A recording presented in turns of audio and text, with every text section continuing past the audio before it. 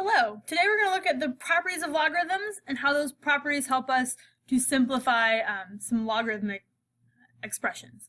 So all the properties I'm going to show you here apply to logarithms that have any base. So it can be a common log, base 10, it can be a natural log, base e, or any other base. So no matter what that base is, these properties are going to apply.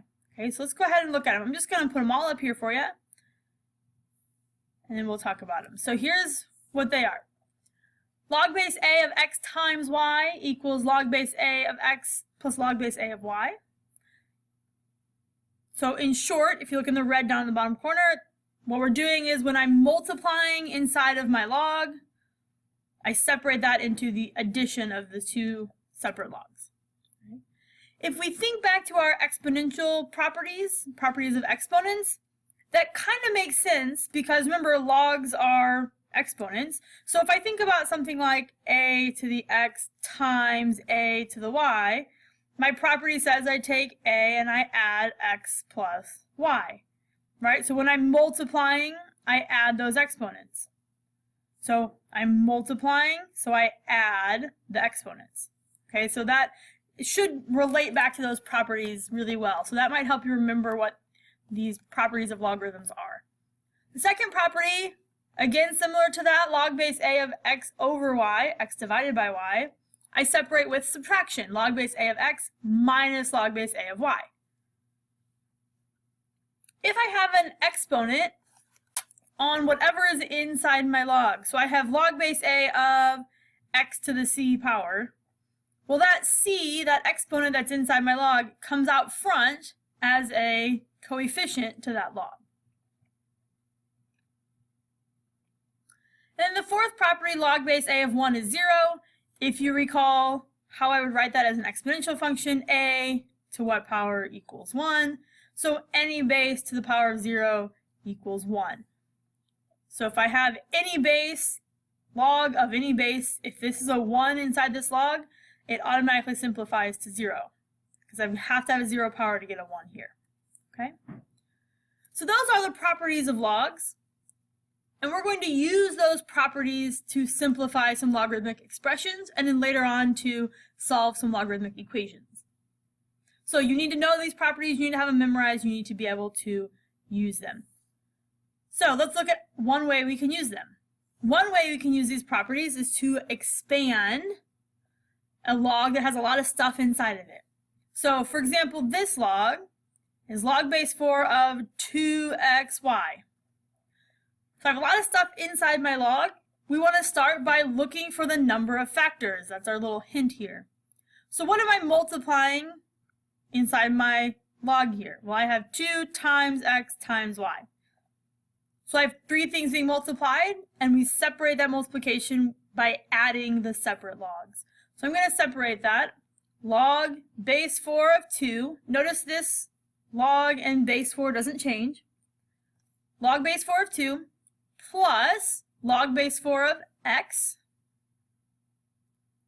plus log base 4 of y. So I'm taking each of those separately, 2xy, 2xy. I'm separating those logs. But we're not done. We have to ask ourselves again, okay, can I continue to simplify any of those logs? Are there any of those I can do anything else with? And the very first one is one that I can do something with. So log base 4 of 2, if we recall what we learned before, if I want to know what that equals, how can I simplify it? I could write it 4 to what power equals 2. That's a way we think about logs. 4 to what power equals 2. That's what this log represents. And that power would be the 1/2 power because the square root of 4 equals 2.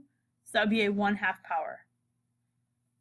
So when I write this log that I'm expanding here, I have to change this log base 4 to 1/2. I have to simplify it. Then I'm going to write my final answer here, 1/2 plus log base 4x plus log base 4y.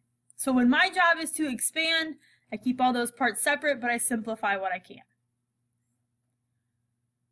In our second example, log of xy squared, I'm multiplying x times y squared. And I'm going to leave that y squared. You could write it y times y, but I'm going to show you why I wouldn't do that here in a second. So I'm going to make it x and y squared, and I'm going to separate those again with addition. Notice here my base is 10. It's common log, so base 10, I'm just going to leave it as log. So log x plus log y squared. Then I'm going to use my fourth property to rewrite this second one, log of y squared. I'm going to take this exponent and I'm going to move it out here. Did I say fourth property? I think I meant third property. Doesn't matter which number it is.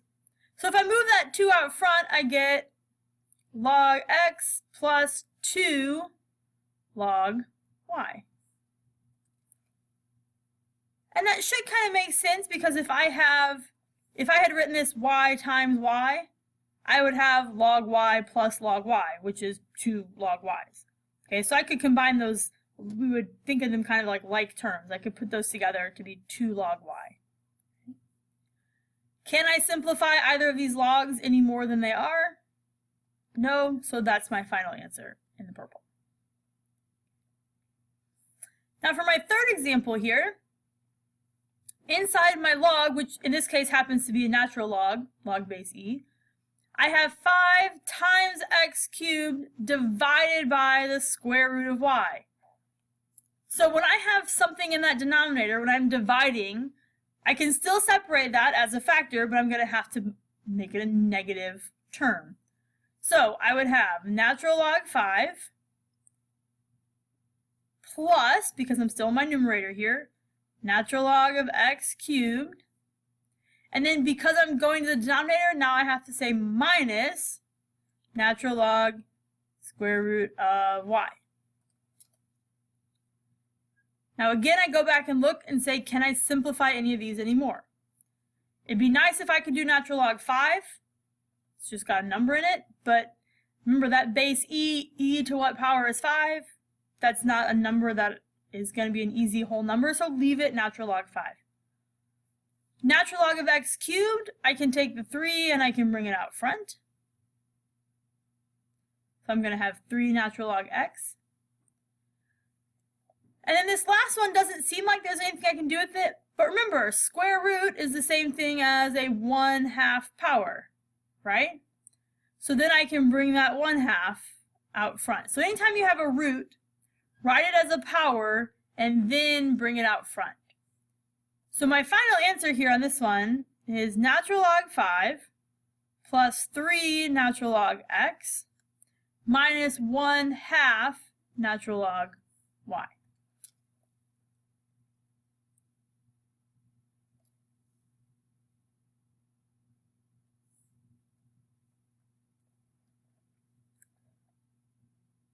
So I'm going to have you go ahead and take a minute to do the fourth one. So if you want to practice that, just pause the video here, and when you pause it, you can come back. I'm just going to count down in my head here for a few seconds, and then I'll put the answer up for you. So pause the video and work on that one.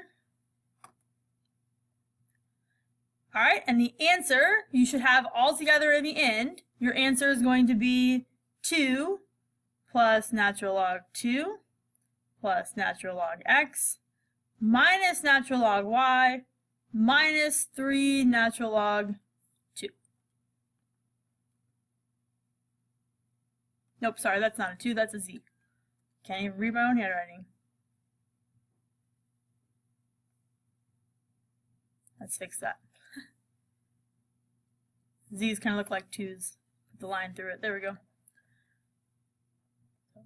2 plus natural log 2 plus natural log x minus natural log y minus 3 natural log z. Check your work and go back and fix it if you need to. And then let's move on to the reverse of that. So let's take that process and let's make that process go backwards. So take these expanded logs and combine them into a single logarithmic expression. Couple of notes here at the bottom. I'm going to show you first. You have to have the same base to combine the terms. So if I have a log base 2 and a log base 4, I can't put them together. They have to have the same base. Any terms that are positive are ones that go in the numerator. Anything that's negative, I move down to the denominator. And so that's just the things to keep in mind.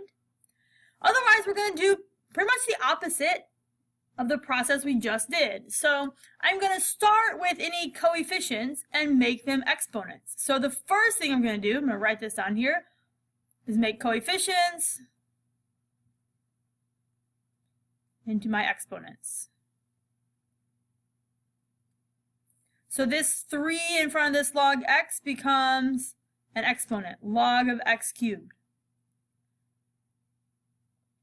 That way, when I try to put these together, I've got that 3 incorporated there and I know what things I'm multiplying or dividing.